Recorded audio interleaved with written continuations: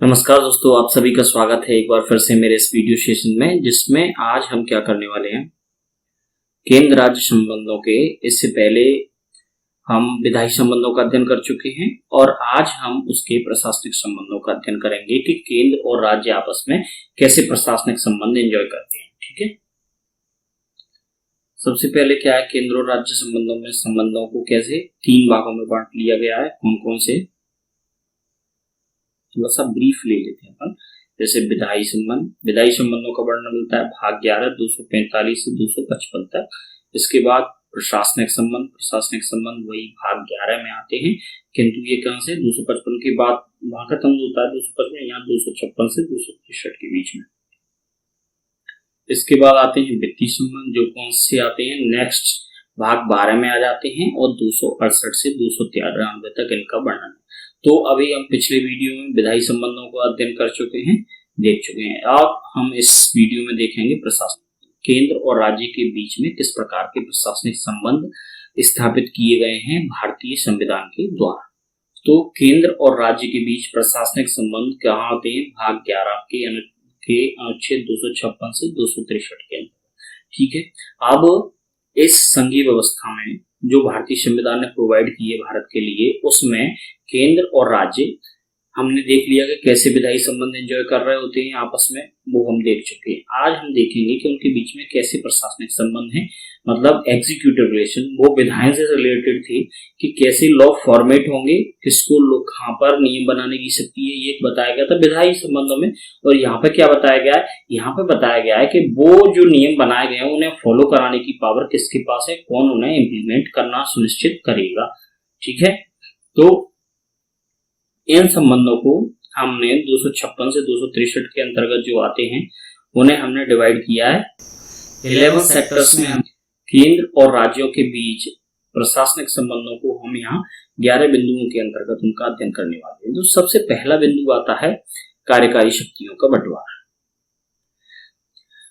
कार्यकारी शक्तियां कैसे बटेंगी, जो लॉ फॉर्मेशन की शक्ति होगी उसी के अकॉर्डिंग कार्यकारी शक्ति दी जाएगी।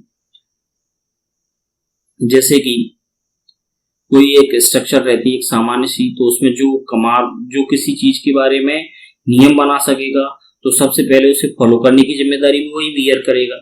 जैसे कि मैंने कोई नियम बनाया तो उसके फॉलो कराने की जिम्मेदारी किसकी है, मेरी है। जैसे हम लिख देते हैं घर के बाहर कि कृपया जूते चप्पल बाहर उतारें, तो उसे फॉलो लिख देने भर से कुछ नहीं हो गया, विधायन बनाने या लिख देने भर से कुछ नहीं होने वाला। उसे क्या करना है, उसे फॉलो अप कराना है, तो वो काम भी किसका है, एग्जीक्यूशन करने का अपना होगा। वैसे ही हमने देखा कि जब विधायी संबंधों की विधायी शक्तियों का बंटवारा किया गया तो वहां 7वीं अनुसूची में कितनी सूचियां की लिस्ट थी, 3, संवर्ती सूची, संघ सूची और राज्य सूची। तो तीनों लिस्टों में तीनों के कार्य क्षेत्र या विधायन के क्षेत्र डिसाइड किए गए थे कि कौन, मतलब कब संघ, कब राज्य, कब दोनों क्या कर सकते हैं, कब नियम बना सकते हैं। ये कहा विधायी शक्तियों का बंटवारा किया गया था विधायी संबंध। तो उन्हीं के आधार पर क्या किया गया है, इनके क्या दिए गए, उन्हें कार्यकारी अधिकार दिए गए हैं। जैसे कि संघ सूची के सारे विषय रहेंगे वो किसके अंडर में आएंगे, संघ के में आएंगे। संघ को एक अतिरिक्त क्षेत्र ये दिया गया है कि वो कोई भी संधि या समझौते को इम्प्लीमेंट कराना चाहता है तो उसके लिए वो नियम बना सकता है। ठीक है, तो ये 2 रूल फॉर्मेट और 2 एग्जीक्यूशन पावर किसके पास चली गई, संघ के पास। फिर जो राज्य का कार्यकारी अधिकार है, जैसे कि राज्य को पूरे संघ में तो नहीं, ये पूरा संघ है तो इसके पूरे क्षेत्र पर कार्यकारी अधिकार किसके पास है, सेंटर के पास। लेकिन मान लो ये उसका कोई राज्य है तो इस स्टेट के लिए कार्यकारी अधिकार किससे होंगे, राज्य के विषयों पर। जो राज्य सूची के विषय थे उन पर कार्यकारी अधिकार किसके पास है, नितांत रूप से राज्य के पास है। ठीक, अब आते हैं कॉन्करेंट लिस्ट या समवर्ती सूची के विधायन से बने नियम। तो जो समवर्ती सूची के एग्जीक्यूशन की पावर है या कार्यकारी अधिकार किसके पास है, जैसे कि हम देखते हैं पशुपालन विभाग है तो वो कहां पे, सेंटर में भी पशुपालन विभाग है और केंद्र में, वो राज्य में भी है, वहां पे भी उसके लिए स्ट्रक्चर है, यहाँ पर भी स्ट्रक्चर है। दोनों जगह क्या है, ये समवर्ती सूची का विषय है। केंद्र भी इस पर कानून बना सकता है, राज्य भी इस पर कानून बना सकता है। दोनों जगह इसके लिए क्या है, स्ट्रक्चर बने हुए। लेकिन इसीलिए क्या व्यवस्था दे दी गई है कि जो समवर्ती सूची के विषय हैं या कंकरेंट लिस्ट के विषय हैं, उन पर एग्जीक्यूशन या कार्यकारी अधिकार राज्यों को ही प्राप्त होंगे। ठीक है, क्योंकि राज्य के पास पूरा उसका डिपार्टमेंट है, उसकी एक स्ट्रक्चर व्यवस्था है पूरी, तो राज्य उसे इजीली क्या करवा पाएगा, इंप्लीमेंट करवा पाएगा। इसीलिए समवर्ती सूची के विषयों पर कार्यकारी अधिकार किसे सौंपे गए, राज्यों को, जब तक कि संसद किसी अधिनियम के अंतर्गत विशेष रूप से उसके कार्यकारी अधिकार किसको ना दे, केंद्र। क्योंकि यहां संसद को अधिकार है कि वो संघ सूची के समवर्ती सूची के किसी विषय पर कोई विधि बनाए और उसके कार्यकारी अधिकार किसे सौंप दे, सेंटर को। क्योंकि समवर्ती सूची के विषयों के कार्यकारी अधिकार बाय डिफॉल्ट किसके पास आते हैं, स्टेट के पास। ठीक है, क्लियर हो गया। केंद्र के पास कौन कौन से, संघ सूची के और किसी संधि समझौते को लागू करवाने के पास। राज्य के पास समवर्ती सूची और राज्य सूची दोनों विषयों पर। और समवर्ती सूची का जब तक कि कोई विधि स्पेशली संसद डिनोट ना करे केंद्र को, तब तक बाय डिफॉल्ट किसके पास आएंगे कार्यकारी अधिकार, राज्य के पास। तो ये तो हो गया कार्यकारी शक्तियों का बंटवारा। अब सेकंड है राज्य एवं केंद्र के दायित्व। तो संसद की कार्यपालिक शक्ति पूरे भारत पर स्प्रेड करती है, पूरे स्टेट पर, पूरे केंद्र पर, पूरे संघ पर फैली हुई है। लेकिन राज्य की जो कार्यपालिक शक्ति है उसको क्या किए गए हैं, उसको थोड़ा चेक एंड बैलेंस किया गया है। उसमें तो राज्य के कुछ दायित्व सुनिश्चित किए गए हैं कि राज्य के क्या क्या दायित्व हो सकते हैं। तो पहला तो ये है, राज्य की जो कार्यकारी शक्तियां उस पर 2 प्रतिबंध आरोपित किए गए हैं। 2 प्रतिबंध कौन कौन से हैं, एक तो क्या है कि संसद द्वारा निर्मित किसी भी सामान्य विधान का अनुपालन राज्य करेगा। संसद जो कानून बनाएगी सामान्य विधान, उसका अनुपालन राज्य को करना ही पड़ेगा, पहला प्रतिबंध। और दूसरा प्रतिबंध ये है कि राज्य केंद्र की कार्यकारी शक्ति में बाधा उत्पन्न नहीं करेगा। केंद्र ने कोई ऑर्डर दिया है तो ये उसके अगेंस्ट काम नहीं करेगा। और यदि ऐसा करता है तो आर्टिकल 365 में ये भी कहा गया है कि यदि कोई राज्य संघ के निर्देशों का पालन करने में विफल रहता है तो वहां राष्ट्रपति शासन लगाया जा सकता है। ठीक है, क्लियर। तो ये राज्य और केंद्र के दायित्व हैं। केंद्र के दायित्व पूरे भारत पर स्प्रेड करते हैं, जबकि राज्य के दायित्वों पर 2 प्रतिबंध लगाए गए हैं कि वो संसद द्वारा दिए गए सामान्य विधान का पालन करेगा और केंद्र की कार्यकारी शक्ति के लिए बाधा उत्पन्न नहीं करेगा। ठीक है, इसके बाद तीसरे बिंदु पर आते हैं, राज्य को केंद्र के निर्देश। कुछ कार्यकारी अधिकारों में क्या करेगा, केंद्र राज्य को निर्देश देगा। जैसे कि रेलवे के रखरखाव के लिए तो राज्यों ने क्या बनाए हैं, GRP, general railway police, railway संपत्ति की रखवाली के लिए। इसके बाद संचार साधनों की सुरक्षा प्रदान करे, क्या संचार साधनों को सुरक्षा प्रदान करेगा राज्य। ठीक है, जीआरपी हो गया, रेलवे को सुरक्षा प्रदान करेगा, संचार को। इसके बाद है अल्पसंख्यक के बच्चों को अपनी मातृभाषा में शिक्षा के लिए व्यवस्था करेगा राज्य। और फिर है अनुसूचित जनजाति में के लिए पब्लिक वेलफेयर की स्कीम्स हैं, उनका निर्माण करेगा और उन्हें इम्प्लीमेंटेशन करवाएगा। ये निर्देश इसके बारे में कौन दे सकता है, केंद्र निर्देश देगा राज्य।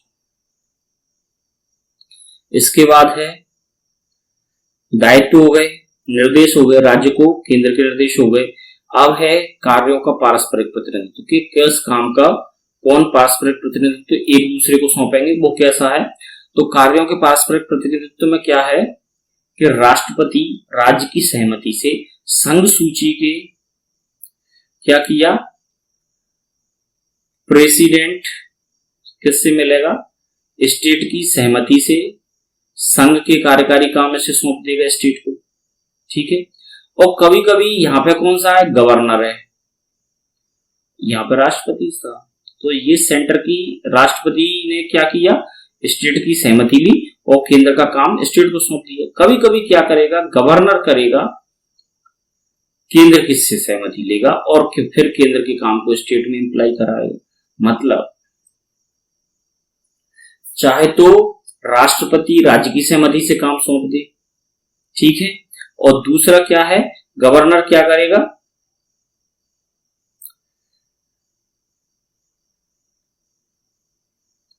या तो राष्ट्रपति राज्य की सहमति से उसे कार्य सौंप दे, केंद्र के कार्यों को, संघ सूची के कार्यों को, कार्यकारी अधिकार, या गवर्नर उसकी सहमति से, गवर्नर केंद्र की सहमति से उसके कार्यों को राज्य में करवा ले। दो कंडीशन ये हो गई, ठीक है। इसके बाद एक और पारस्परिक प्रतिनिधित्व की व्यवस्था है, जिसमें क्या होता है, संसद द्वारा कोई नियम ऐसा बनाया जाता है जिसमें राज्य की सहमति के बगैर भी कार्यकारी उसका इम्प्लीमेंटेशन किसी राज्य को सौंप दिया जा सकता है। पर ऐसी स्थिति में राष्ट्रपति ये नियम नहीं बनाएगा, ये नियम संसद बनाएगा। तो कार्यों का परस्पर प्रतिनिधित्व हो गया, चाहे तो राष्ट्रपति राज्य की सहमति से केंद्र का काम उसे सौंप दे, या गवर्नर क्या करे, संघ की सहमति से उसका काम राज्य में करवा ले, या फिर कभी कभी क्या करेगी, संसद कोई ऐसा विधान बनाए जिसके अंतर्गत राज्य की सहमति के बगैर भी वो उसे कार्य सौंप देगी, किंतु ऐसा काम कौन करेगा, संसद करेगी। फिर है केंद्र और राज्यों के बीच सहयोग।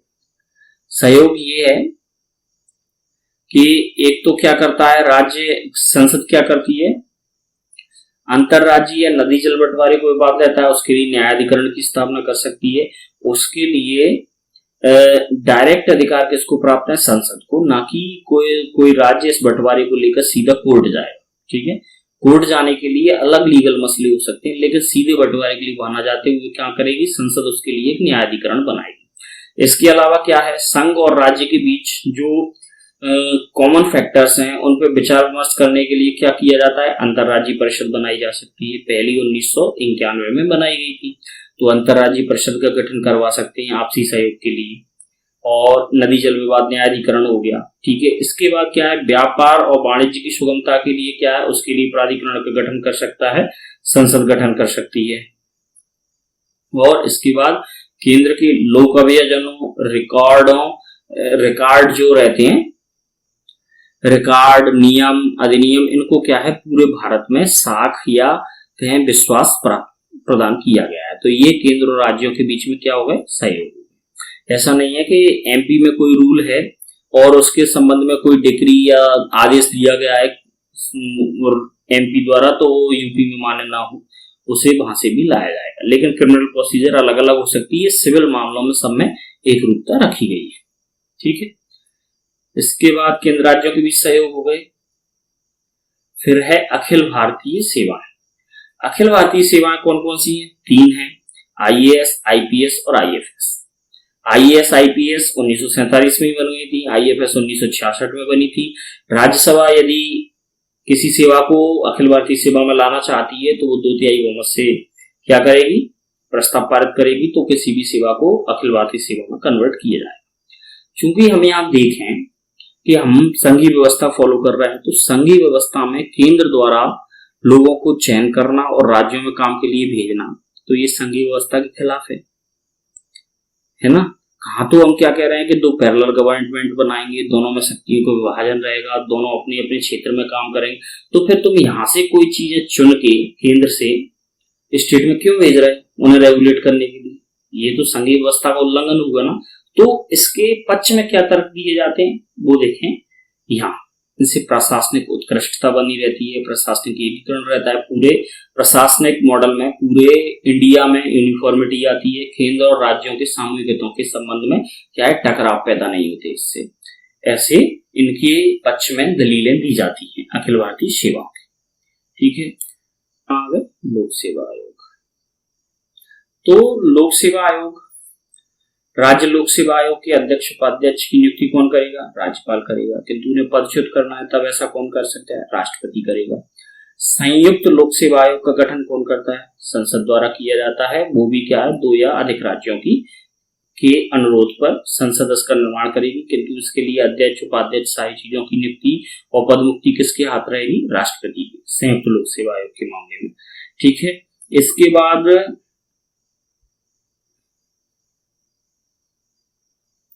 राज्यपाल के अनुरोध एवं राष्ट्रपति की सहमति पर यूपीएससी किसी राज्य की परीक्षा के लिए या चयन प्रक्रिया के लिए भी काम कर सकती है। कब, राज्यपाल के अनुरोध और राष्ट्रपति की सहमति पर यूपीएससी उसके लिए काम कर सकती है। इसके बाद क्या है, यूपीएससी क्या करती है, भर्ती आदि पर राज्य की सहायता कर सकती है उसके 2 या 2 से अधिक राज्यों के अनुरोध पर। ठीक है, यदि 2 या 2 से अधिक राज्य भी उसे अनुरोध करते हैं तब भी वो उनके लिए भर्ती प्रक्रिया और किसी योजना के क्रियान्वयन में मदद कर सकती है यूपीएससी। ठीक है, ये हो गए लोक सेवा आयोग। इसके बाद आती है एकीकृत न्याय व्यवस्था। तो एकीकृत न्याय व्यवस्था के अंतर्गत क्या किया गया है, सुप्रीम कोर्ट, फिर उसके नीचे रखे गए हैं हाई कोर्ट, फिर उसके नीचे अधीनस्थ न्यायालय। तो ये सारी व्यवस्था क्या की गई है, एकीकृत न्याय व्यवस्था किससे डायरेक्ट होती है, सुप्रीम कोर्ट से। और ये कोर्ट दोनों प्रकार के विधायन, चाहे वो स्टेट लेजिस्लेशन से बना हो चाहे या सेंट्रल लेजिस्लेशन से, दोनों को फॉलो अप करवाते हैं कौन, ये एकीकृत न्याय व्यवस्था। तो इससे क्या होता है कि आपस में दोनों कानूनों में क्या है, अंतर विरोध या कॉन्फ्लिक्ट पैदा नहीं होता है। जबकि अमेरिका जैसी व्यवस्था में क्या होता है, दोनों के अलग अलग कोर्ट होते हैं, केंद्र का कानून फॉलो करवाने के लिए अलग कोर्ट, राज्य का कानून फॉलो कराने के लिए अलग कोर्ट होती है। जबकि भारत में एकीकृत न्याय व्यवस्था को अपनाया गया है। ठीक है, और हाई कोर्ट के उच्च न्यायालयों की नियुक्ति कौन करता है, हाई कोर्ट के उच्च न्यायालयों की नियुक्ति सुप्रीम कोर्ट के मुख्य न्यायाधीश और संबंधित राज्य के गवर्नर की सहमति पर राष्ट्रपति द्वारा की जाती है। हाई कोर्ट के न्यायाधीशों की नियुक्ति। ठीक, ये व्यवस्था हो गई एकीकृत न्याय व्यवस्था। इसके बाद आपातकालीन उपबंध। आपातकालीन उपबंध कौन कौन से हैं, 352, 356 और 360। जब राष्ट्रीय आपात होता है तब क्या होता है, विधानमंडलों को क्या किया जाता है, डिस्ट्रॉय नहीं किया जाता है, मतलब उन्हें खत्म नहीं किए जाते हैं, विधानमंडल कार्यरत रहते हैं, किंतु उनके लिए लेजिस्लेशन उस समय क्या है, संसद बना सकती है।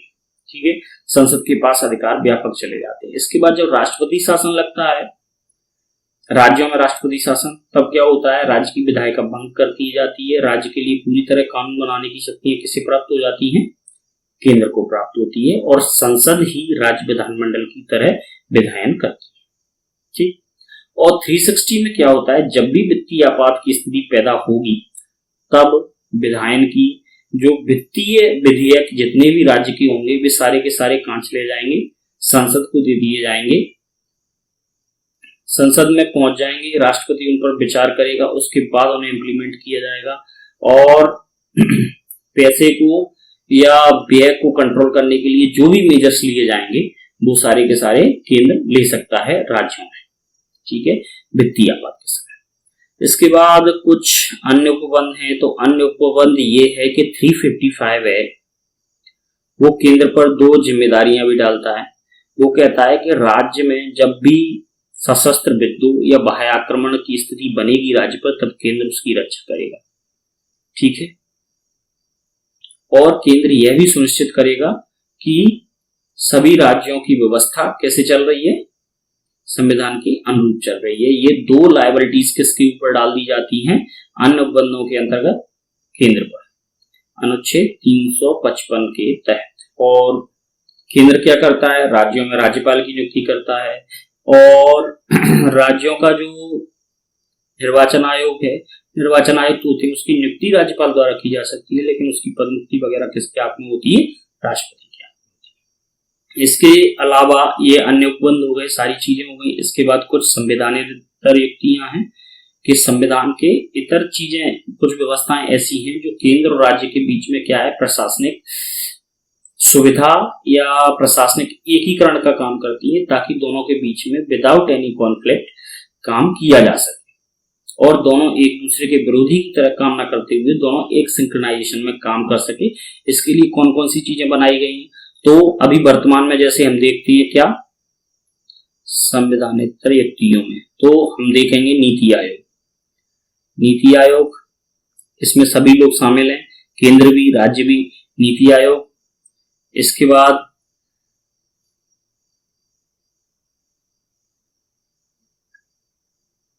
NIC, राष्ट्रीय एकता परिषद, केंद्रीय स्वास्थ्य परिषद, स्वास्थ्य एवं परिवार कल्याण परिषद, केंद्रीय स्थानीय परिषद, क्षेत्रीय परिषदें बनाई गई हैं जो 4, एक पूर्वोत्तर परिषद, तो ऐसे क्षेत्रीय परिषद हैं। तो ये सारे निकाय क्या है, संविधान में वर्णित नहीं है, ये संविधानेतर निकाय हैं, किंतु ये कार्य किसके लिए करते हैं, केंद्र और राज्यों के बीच प्रशासनिक एकीकरण या प्रशासनिक सुगमता के लिए।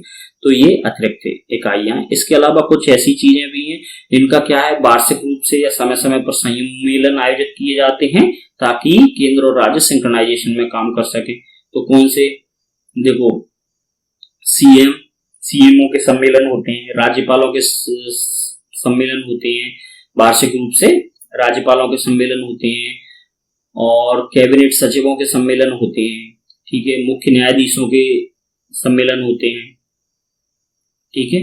तो ये सारी चीजें सुनिश्चित करती हैं कि भारत में प्रशासनिक रूप से एकीकरण और एक सिंक्रोनाइजेशन में काम होते रहे। तो ये हमने देख लिए राज्यों और केंद्र के मध्य प्रशासनिक संबंध, भाग 11 256 से 263 तक।